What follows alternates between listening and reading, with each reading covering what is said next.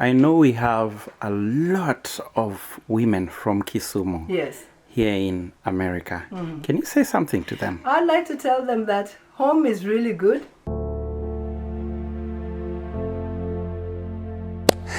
Niaje. Karibuni to this new channel, Banana Land Media News. Manze, hii channel imebidi nimeitengeneza sababu ya mafollowers pale kwa hiyo main channel yangu. Wameamua wanataka stories zangu peke yake.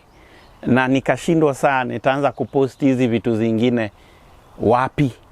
Ndio nikaamua, wacheni tuanze hii channel mpya ya Banana Land Media News. Ndio, kama unataka vitu mob, utazipata hapa.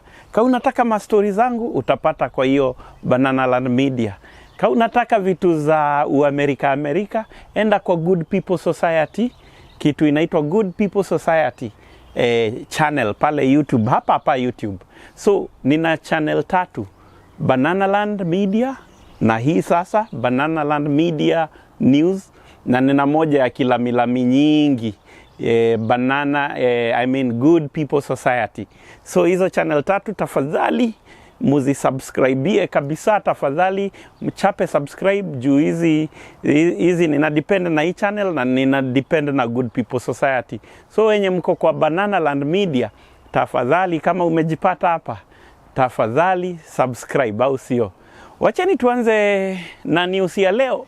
Juzi tu watu wangu, nimetembelea a very powerful prominent family hapa niko hapa North Carolina, na hii family iko hapa North Carolina mahali panaitwa Apex karibu na Kerry.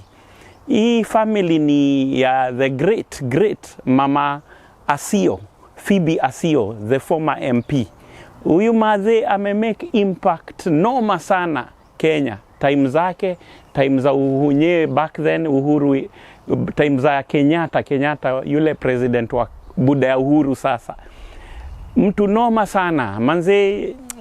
Phoebe Asio, madam moja sio corrupt, sijaiona kitu yoyote corrupt about yeye. Ndio manze, kwa hii channel ngumu sana uone nikiongea juu ya politician. Huyu madam noma. Na so nikatembea huko kwao, watoi wake kina Juna sio, kuna kijana wake pia ako pale PA, but mtoi wake June, na kuna mmoja ako German, mwenye ako German ni dentist ama ni surgeon fulani, I think kitu kama hiyo. Lakini huyu ako hapa, madam moja nguvu, I think ni accountant or something, madam wa nguvu, na pia I think ako na real estate agent pia, dota fulani. Madota wake wawili wako hapa North Carolina.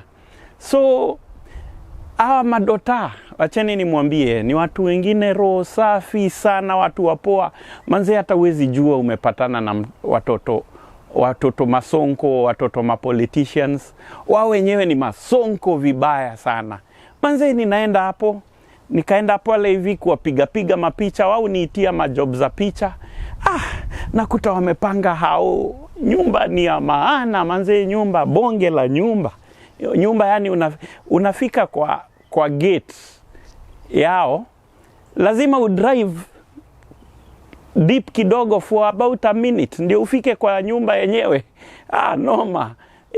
Huyu anaitwa June Asio. Big up to June Asio and all your sisters manze, wamenijenga. Ninaenda kwao, nakutana pale, ame-invite ma MP wangapi? 2. Na senator mgapi? 1. Nashindwa. MP 2 na senator 1 in one house. Na guess what? Wameandaliwa chakula proper. Alafu mimi nimekuja ka photographer, lazima nikuje nikijaribu kubehave pia. Ananiambia relax kwanza. Hii chakula anaharibu assortment ya chakula ndio anifeed. Kwanza akanifeed kabla nitoke. Manze. Alafu kidogo akaambia ma MP ni aje. Huyu kijana ni beshte yangu. Huyu jamaa beshte yangu, na alianzia mbali sana. Huyu jamaa alianzia kishi kwa van for 6 months. ndio abai kamera ya kwanza, sound system zake za kwanza, malens zake za kwanza. Manze akashua ma MP venye nime rise from nothing mpaka top. Manze aliwabamba na akasema sasa huyu jamaa yeye ndiye atamfanyia favor amu interview. Nikashindwa niwafanyie favor. Nikamwambia June, na wewe ni wao ananifanyia favor wakini interview. Na sasa niliwachapa interview ya 2-3 minutes kila mmoja wao. Na ni ma-MP wako down to earth poa. Hawana maringo, ma-MP wa nguvu. Na mkienda pale Kisumu area huko Central, na huko Nyanza, mtawapata. Ni watu roho safi sana. Hawa wacha wajiintroduce hapa na ndio hiyo video. From where again? Okay, we are here actually from New York. Oh. We were here for the conference for women, which is the Commission for the Status of Women, the CSW, for this year. And today we decided that we come and see Mama Phoebe Asio. Mama has been unwell for quite a number of months. We have missed her at home. We come from Homa Bay, the same county where she comes from. And we made a decision, the three of us, with the governor and the MP for Kisumu, to come and see Mama. And we're happy to see that she's lively. She has been very unwell. She's lively and she's happy. And this is something that we cherish about her, because Mama Phoebe has been an inspiration to many of us. I even want to say that if you ask any woman from Nyanza, first number one mentor is Phoebe Asio, because she was one of the first women to be elected in parliament. Today, as we speak, out of the 290 constituencies, we have 29 women. That is only 10%. We are yet to make the 30%. But from what we have seen, what the women have done over the period that they've been given an opportunity to lead, particularly governorship in my county of Homa Bay, I am 100% sure that we are going to have many more women coming into positions of leadership. Thank you. Your leadership, what is it? I am the MP for Kabondo Kasipul constituency, and this is my second term. I came in 2017 and again re-elected with over 85% of the votes as the MP again. And from what I can see, I think my people, constituents, are very happy. The constituency is peaceful, work is going on. There is clear evidence of fairness in the manner that services are being given to the people. Thank you. And this is one quality that I believe only women can do. They make sure that there is equity.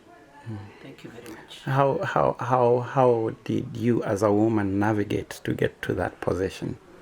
I have been in leadership, but in corporate leadership. In my previous life, I was the CEO for Kenya Literature Bureau, a publishing house, and that is a field that have very few women. So coming in and navigating it, I already had the visibility, I already had the reputation, and I'd led proven performance in my previous life.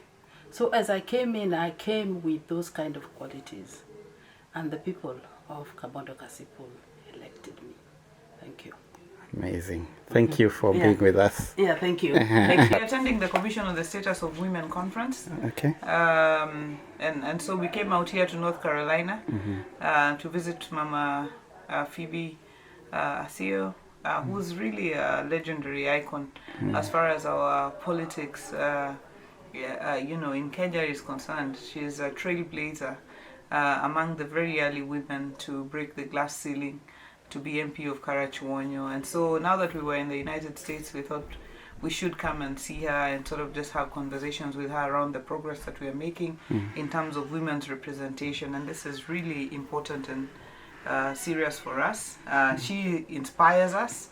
And really, as the first woman governor in the western part of the country, I really stand on shoulders of giants like herself, who have enabled us, her alongside strong women like Mama Ida Odinga, who've held our hands and sort of gotten us this far. So this is why we are here, and it's really apt to be here. What part of Kenya do you represent? Homa Bay. Homa Bay is on the western part of Kenya, on the shores of Lake Victoria. Many people don't know that 80% of Kenya's Lake Victoria is actually bordered by Homa Bay. Okay. Homa Bay is about 3,100 square kilometers county. Okay. Governor? Yes, I'm governor of Homa Bay. Okay. Say to the women out there, how did you get to that position as a woman? I don't know, it's a struggle, and as I said, we stand on the shoulders of women like Mama Phoebe Asio, who went ahead of us and cleared the path and cleared the obstacles and showed people that it is possible for women to lead. And this is how we pushed forward. It's not easy, but we have gotten there one way or the other. We're having a bright future for Kenya so far? Yes, I think the future is bright. The future is great. So women governors, the 7 of us, we have the G7 caucus, which is the 7 women governors. They're all doing very well, and the future is really bright, if not luminous. Yeah, thank you. Asante sana. New York especially, how you just came from New York? Yes, we just came from New York, but the meetings are not over yet. The meeting will go on until the 23rd. What's the meeting? This is called, in short, CSW, but it means Commission on Status of Women around the world. So countries around the world come together just to take stock of at what stage of development of equality the women are in their different countries, and what efforts are working and what efforts need to be put in place. So it's like a sharing platform. And this year we were saying that to bring the equality of women up to the level of the men, we need to actually economically empower the women. Because the women are doing a lot of work that takes so much of their time, but this work does not pay back economically. And yet if you want to make women as equal to the men, they must have some economic independence. Otherwise, if they're still dependent on the men, then they will never get themselves to the table of decision making, and they will never be able to actually do what they think is right, because they will always have to play the part of being less than the man economically. So we are looking at care especially. That came out very strong, that all over the world, especially in the time of COVID, care was the biggest business. But the people who are making money out of care, because the hospitals were full, were the big companies. Yet in the care industry, you find that it's women and girls who actually offer that care.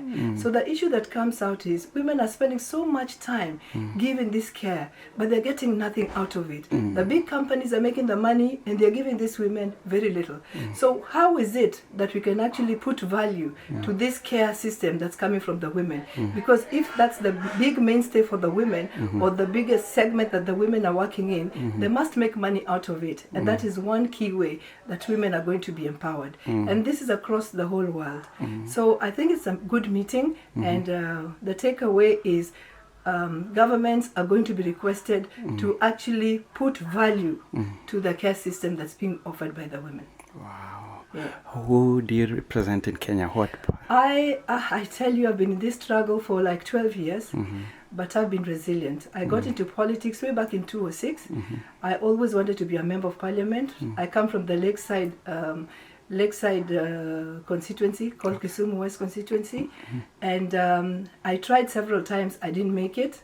When it got to 2022, I changed tact. 2017, because I was going into politics to become a member of parliament for a single constituency, and I was fighting out with the men. Yeah.